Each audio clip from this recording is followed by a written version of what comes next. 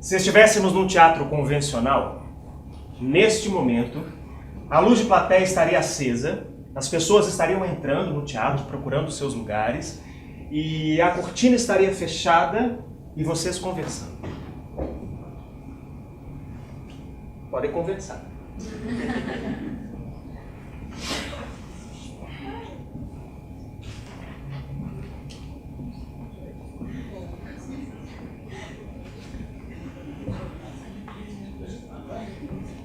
Agora seria o segundo sinal. Se estivéssemos num teatro convencional, neste momento, mais ou menos a metade das pessoas já estariam sentadas, algumas estariam desligando seus telefones celulares, a luz de plateia abaixaria um pouco, mas as cortinas continuariam fechadas. E vocês terminando os assuntos que começaram quando entraram no teatro.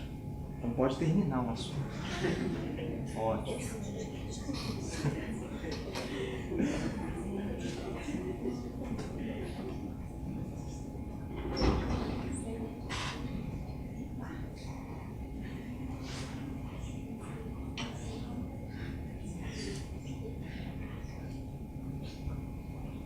Sim?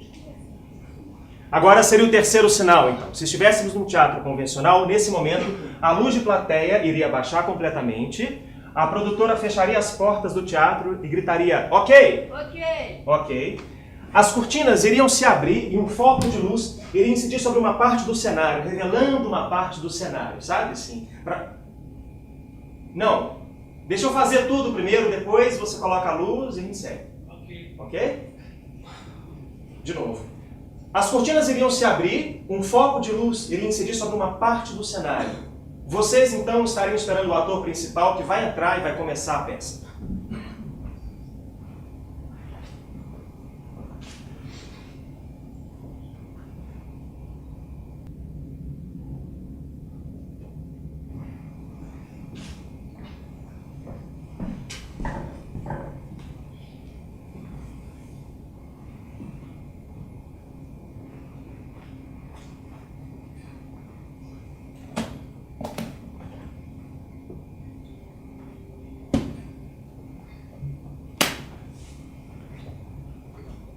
(10 de agosto de 2015).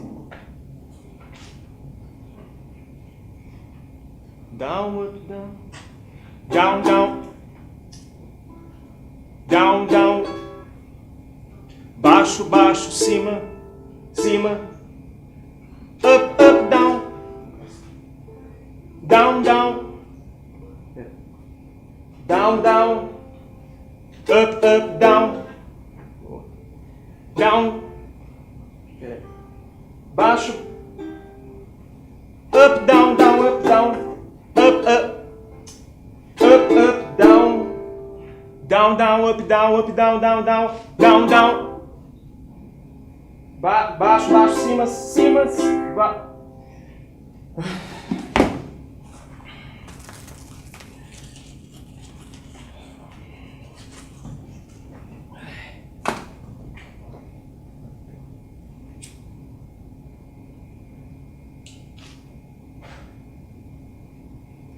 Eu estou tentando parar de fumar. Tem morrido muita gente conhecida. Gente desconhecida também. A humanidade já morreu tantas vezes, não é? E, no entanto, vocês estão aqui. Vivos. Vocês estão vivos. Certo? A bruxa sempre esteve solta, mas agora não está voando de vassoura, não. Está vindo de avião. Voo 7342 com destino a Paris. Atenção, passageiros. Voo 7341 com destino a Istambul. Atenção, passageiros. Voo cancelado. Ai. Algum de vocês já parou para pensar nos aeroportos? Na quantidade de gente, nas malas, naquela confusão, na Polícia Federal. Eu, quando estou no aeroporto, eu sinto um misto de soberba e insegurança. Eu tenho a impressão de que eu estou perdendo meus documentos a todo instante. Eu confiro meus bolsos a cada segundo, eu olho a minha identidade. Eu tenho certeza que eu estou sendo roubado toda vez que eu compro um café a R$7. Ou um pãozinho a 15, e eu não posso fazer nada. As pessoas mudam suas atitudes. aquele carrinho de levar as malas, aquilo traz um ar de superioridade para as pessoas e eu fico tenso. Quando eu passo pela Polícia Federal, eu tenho medo de brotar na minha mochila uma faca, o mesmo cortador de unhas imbecil que me leve ao desconhecido. Entramos nas lojas. Eu entro. Compramos coisas, eu compro. Fingimos ler livros no saguão do aeroporto, apenas para espantar o medo, o absurdo que é você entrar numa caixa de lata e flutuar. O transporte mais seguro tem as suas falhas? Tem. Eu me assento. A poltrona está na vertical, o cinto afivelado, a mesinha à frente está trancada. O avião decola. Uma criança ao meu lado fala com a sua mãe: mamãe, o avião vai cair! Ai, vai cair, criança sensitiva, vai cair, vai cair, vai cair. Caiu. Caiu? Caiu? Não, eu tô aqui. Parece estar tudo sob controle. Parece.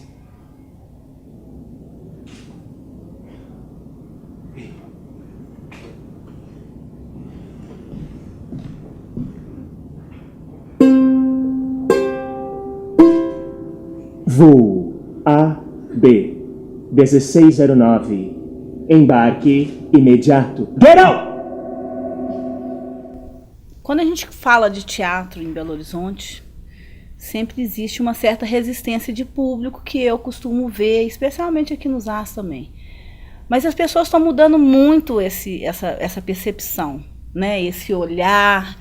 E no caso do monólogo, mais ainda. Você tem percebido isso também? As pessoas estão mais receptivas? Sim, tem sim. Eu acho que tem existido na cidade a própria ocupação de alguns grupos que criam sedes, né, assim, que criam outros teatros, outras formas de edifício teatral, de acessibilidade. Isso tem feito com que o público tenha se interessado, começado a participar. Isso pode crescer muito mais ainda, né? E essa coisa do monólogo, eu sinto que às vezes tem uma preguiça daquele negócio meio monótono, né? Até chamar de monólogo. A gente tem falado também de solo, de unipersonal, palavras que às vezes vêm da dança, mas para se pensar um pouco esse espaço do teatro, né?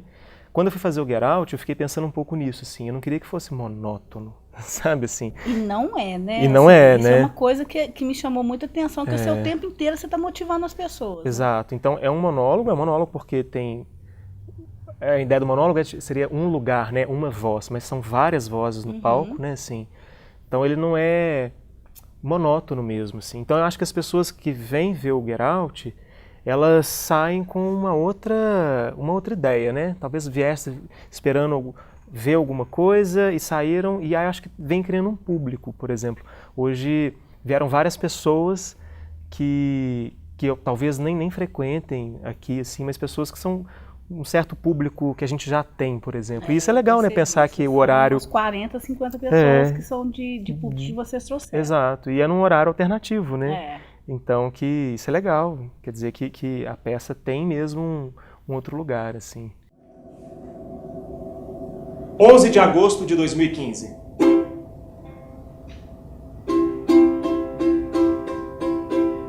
Down, down, up, down, down, up. Baixo, baixo, cima, cima. Cima, cima, baixo, baixo, cima. Down, down, up, down, down, up, down, down. Isso aqui é um dó.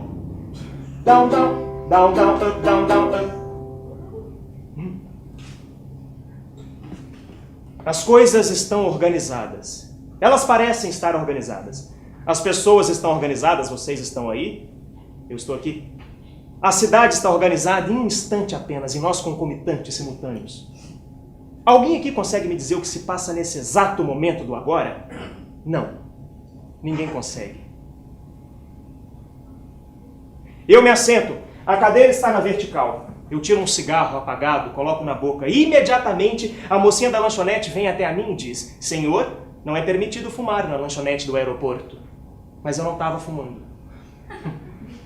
A cadeira está na vertical, eu me assento, o cinto está afivelado, a mesinha à frente continua trancada, o avião já decolou, a criança ao meu lado está dormindo, mas uma ansiedade vem me consumindo, então eu tiro um cigarro apagado, coloco na boca para tentar me acalmar. Imediatamente os comissários de bordo começam a correr pela aeronave, as mães seguram seus filhos nos colos e os pais começam a gritar: você não pode fumar aqui dentro, você vai derrubar este avião!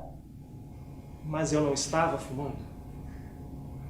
Ok, Eu digo à mocinha da lanchonete e sigo caminhando a pé até o outro lado do aeroporto. Eu tiro um cigarro apagado, coloco na boca e estou tentando parar de fumar. Sem perceber, eu finjo fumar 3 cigarros, um atrás do outro. Eu não quero, eu não busco isso, mas é que às vezes a imagem da vida tem se mostrado exata para mim. E não adianta fugir. Pra que tanta coisa?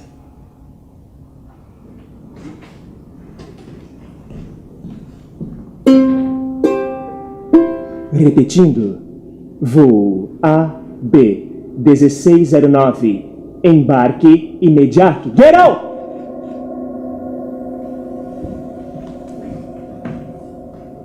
"12 de agosto.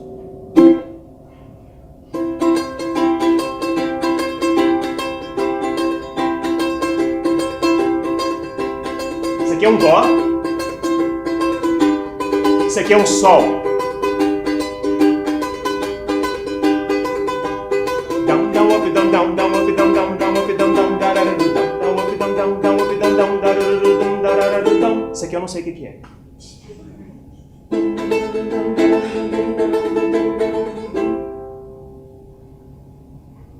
Tem acontecido com certa frequência.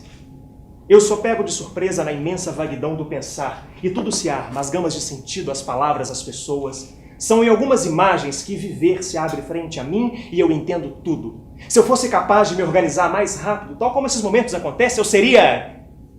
Mas eu não sou. Ninguém é. Tá tudo aqui, ó. Na cabeça, na cachola do humano. Quer ver? Agora, para você, que foi... Você criou esse texto, né? Você trabalhou em cima dele, dirigiu. Como é que está sendo para você fazer tudo isso? Apesar de você ter o grupo atrás de você, que dá todo esse suporte, mas que neste caso, do Get Out, foi mais uma Vou falar igual o sua. diretor de cinema, né? Da peça, foi um sucesso. Ai, gente, foi tudo lindo. Foi tudo lindo. Não, o que acontece? O grupo 4Lu5, desde a sua fundação, trabalha com uma criação coletiva, colaborativa. A gente nem delimita, porque são conceitos um pouco diferentes, mas é meio que a união dessas duas coisas, né? Então todo mundo, por exemplo, eu e Marcos, a gente gosta mais da dramaturgia, de escrever, mas não significa que os meninos, os outros atores, né, integrantes, eles também não têm sugestão de dramaturgia, de escrita, de texto. Então a gente sempre trabalha assim, tudo. A gente atua, a gente dirige, a gente escreve, fica meio tudo dentro da gente. O Get Out, eu tinha escrito esse texto para mostrar num outro projeto em Belo Horizonte, que é o Janela de Dramaturgia, e não era um projeto especificamente do grupo, era um projeto meu, assim, era um texto que me convidaram para escrever. E aí escrevi, fiz a leitura, depois os meninos viram essa leitura, viram o texto, e aí ficou aquele desejo de montar essa peça, uma peça que eu já estava pronta, assim, para levantar. E aí eu falei, olha, eu já comecei, eu já tenho umas ideias e tal, eu queria experimentar fazer essa direção, atuar, e já está escrito, né? Só que mesmo assim, fazendo tudo isso, o restante do grupo participa, né? Que é ver ensaio, dar ideias. Eles foram os meus primeiros públicos durante um bom tempo, assim, de ensaio. Então acaba que tem mesmo uma... O teatro nada é sozinho, né? Assim, tudo, você pode ser o diretor, o dramaturgo, o ator, mas é uma criação, é sempre uma criação em conjunto. Não dá para ser só uma coisa, né? 13 de agosto. Isso aqui é um dó. Isso é o sol. Isso aqui é um lá. Lá. Fá. Down, down, up, down, down, down, up, down, down, dararadu, down, dararadu, down, down, up, down, down, down, down, dararadu, down, dararadu, down, down, up, down, down, down, down, dararadu, down, dararadu, down, down, up, down, down, dararadu, down, dararadu, down. É como se um buraco, fosse capaz de se desorganizar no ar em rumores, em vestígios de espaço-tempo, e que mesmo assim continuasse a matéria de que é feita um buraco, suspensa no ar, em partículas sem valor, entre os seus olhares e ouvidos, entre os meus olhares e ouvidos. É simples. Uma vez, eu conheci um músico estrangeiro chamado Fofinsky. Algum de vocês saberia me dizer de que país vinha o Fofinsky? É uma pergunta. Oi, Rússia? Não. Da Espanha. Da Espanha. Mas olha, nessa mesma noite eu conheci uma garota russa chamada Helena. Helena era linda. Eu nunca achei que eu conseguiria falar com Helena porque eu não sei russo. Era noite, bar, música, o Fofinsky cantava em inglês. Alguém virou e disse: "Ei, essa é a Helena." Eu virei e disse: "Balalaika." Ela disse: "Balalaika?" Eu disse: "Não." Mas é que quando eu me virei, os meus olhos passaram pela prateleira do bar, cheias de garrafa de vodka. Uma delas era balalaika, que é russo, então eu disse balalaika. Ela disse balalaika. Eu disse: "Não, ô garçom, traz uma balalaika para ela." E ela disse: "Eu odeio vodka." Em bom português. Eu abaixei minha cabeça e fiquei sem graça, e alguém sugeriu da gente fumar do outro lado do bar. No caminho, eu pensei que eu devia mostrar para Helena que eu não era um completo idiota. Então eu fui pensando, lembrando de coisas. Eu lembrei de Chekhov. Chekhov, um ícone russo. Não ia faltar assunto, né? Eu lembrei do monólogo final de Sônia, em Tio Vânia. Helena deu sua primeira tragada no cigarro e eu virei para ela e disse assim: "O que se pode fazer, Tio Vânia? Continuar vivendo. Nós vamos continuar vivendo, titio. Vamos atravessar uma fileira interminável de dias tediosos, noites tediosas. Jamais descansaremos. E quando chegar a nossa hora, aceitaremos a morte e contaremos para além do túmulo tudo que sofremos, tudo que choramos, tudo que passamos com amargura. Nós descansaremos." O que é isso? Deboche? Não, é Chekhov. Deboche? Não, Chekhov. Ai! Helena não gostava de Chekhov. Ela me disse que Chekhov, como todo grande escritor, era uma farsa. Que Chekhov só tinha feito sucesso porque ele escrevia para uma elite cultural da Europa Ocidental daquela época, uns ricos parisienses que não tinham a menor consciência daqueles longínquos e friorentos russos compartilharem sentimentos tão parecidos, sequer terem sentimentos. É muito lógico ser melancólico em Paris, ela me disse. E para o meu espanto, Helena fez uma comparação. Ela disse: "É como se Iracema se prostrasse e pensasse no amanhã da humanidade. Ou então uma índia botocuda dos anos 500 depois de Cristo parasse sobre uma pedra, olhasse o horizonte e chorasse pensando no futuro da humanidade. Pensa em você," ela me disse, "em Tio Vânia feito por índios, encenado dentro de uma cabana numa reserva da FUNAI no Amazonas. Hã? Qual diretor não gostaria de mostrar essa imagem? Ia vender mais que coca?" Eu abaixei minha cabeça e fiquei sem graça. E Helena me beijou. Trepamos 3 vezes naquela noite. Na manhã seguinte, 4 vezes. Uma semana de sexo internacional. Helena não era muito voltada ao porquê das coisas. No último dia, no aeroporto, antes dela voltar para a Rússia, eu perguntei: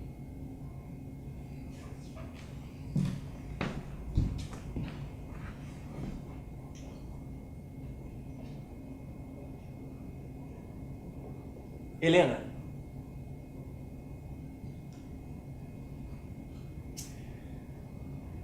será que um dia a gente volta a se ver?" Ela virou e disse: "Esquece Chekhov! Get out!"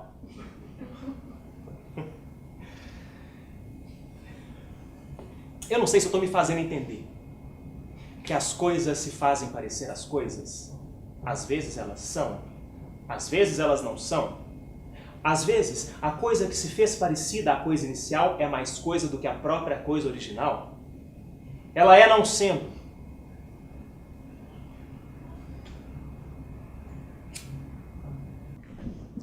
Voo AB 1609. Embarque e... Cala essa boca!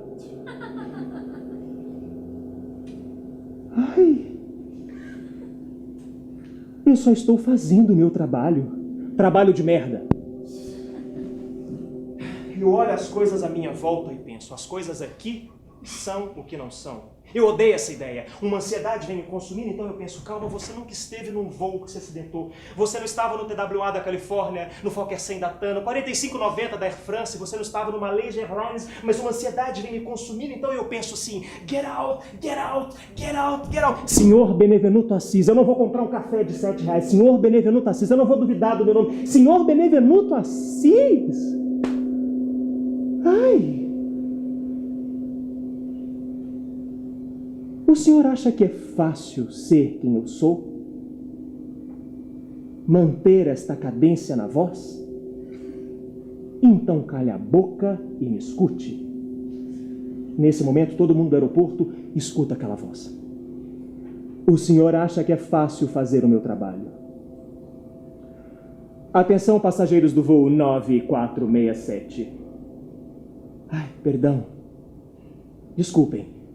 Agora, eu não estou me dirigindo aos passageiros do voo 9467. Eu gostaria de falar com os amigos, parentes, funcionários. O voo 9467 desapareceu. The Flight 9467 disappeared. Peço gentilmente aos senhores e senhoras, dirijam-se calmamente e imediatamente ao saguão laranja. Daremos início aos procedimentos que nos cabem nesse tipo de acontecimento. Contaremos com a presença de psicólogos, advogados, líderes religiosos, água, café, barrinhas de cereal e mix de castanhas disponibilizados gratuitamente pela nossa empresa. Sabemos também que a escolha da companhia aérea é uma decisão do cliente e não venham nos desculpar. Por isso agradecemos por voar. Voar não caiu. Por acreditar que não seria dessa vez. Senhor Benevenuto Assis, este não era o seu voo? Será que dá para embarcar agora? Então todo mundo no aeroporto começaria a gritar assim: Get out, eu não vou entrar nessa aeronave! Get out, get out, get out!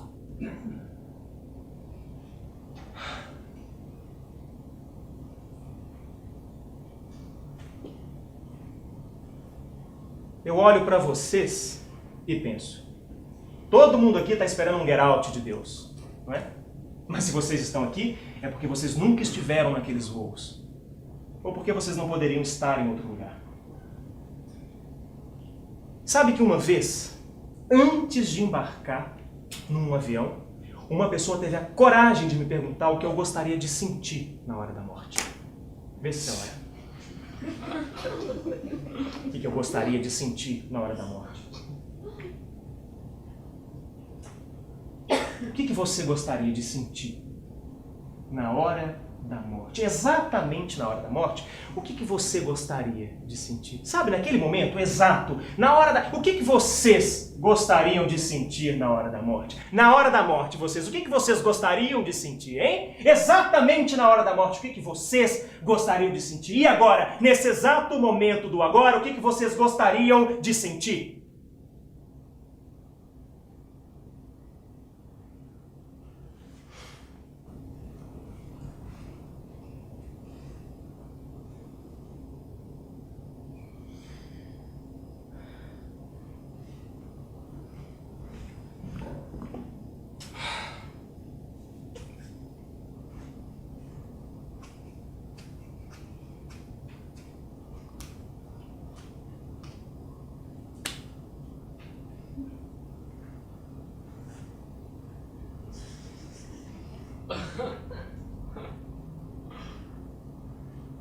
Se estivéssemos num teatro convencional, nesse momento, a luz de plateia iria acender e as cortinas começariam a se fechar porque a peça terminou.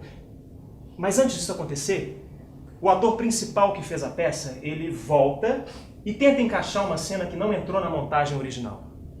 Ele vai fazer um desses depoimentos pessoais tão batidos no teatro contemporâneo e que pode acabar com a experiência de vocês. Mas ele vai fazer.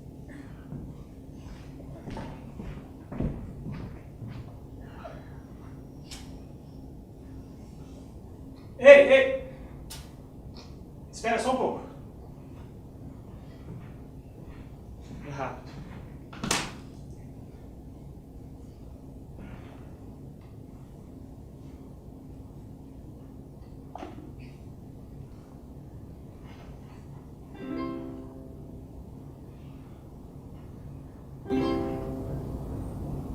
Down, down, up, down, down, up, down, down, up, down. 14 de agosto de 2015. Eu nunca quis ser ator. Eu queria ser cantor, na verdade. Até chegar a ser ator, eu passei por vários lugares. Ah, não quero falar disso não. Desculpa. Na verdade, eu queria dar um salto. Eu queria perguntar para vocês outra coisa. Eu queria perguntar: quem vê este Snoopy colado aqui pensa o quê? Tem um Snoopy aqui. Esquece, vocês conseguem. Quem me deu esse Snoopy foi uma criança que estava no hospital. Porque eu trabalho também num hospital. E a primeira vez que essa criança me viu, ela gostou muito de mim. Do nada. Ela ficou apaixonada comigo, sem eu fazer nada. Ela ficava segurando a minha calça, quase não deixava eu trabalhar. E nesse trabalho do hospital, eu preciso tocar um instrumento. Eu nunca toquei nada, nunca tive dom para música. Aí eu comprei isso daqui, ó, que é menor que o violão, tem menos cordas. Achei que fosse mais fácil. E comecei a tentar tocar. No começo era muito ruim. Era péssimo, na verdade. Não que agora seja bom, mas é porque era muito ruim mesmo. Mas eu levava, assim, desse jeito para o hospital e tentava tocar. Uma vez, uma mãe de uma outra criança virou para mim e disse assim: "Ih, palhaço! Aprender um instrumento musical é igual a viver. Todo dia você tem que tentar um pouquinho." Estou aqui tentando.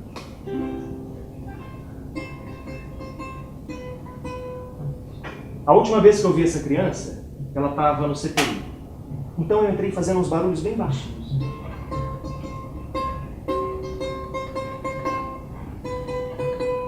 E ela percebeu que era eu quem estava entrando. E ficou muito agitada.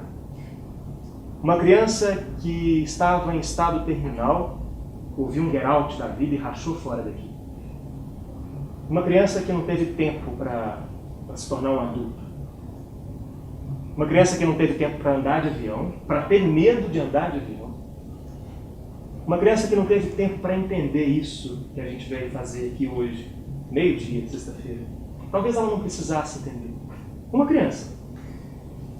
Para essa criança, eu fui aquele meu sonho de ser cantor.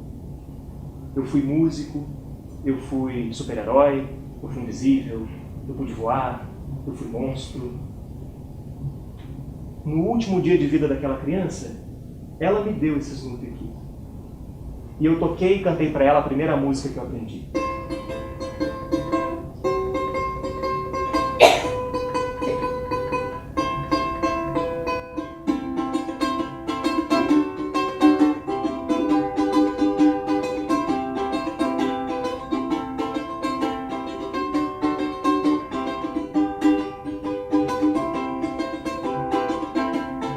I was young, lovely, this town, and bad my dreams.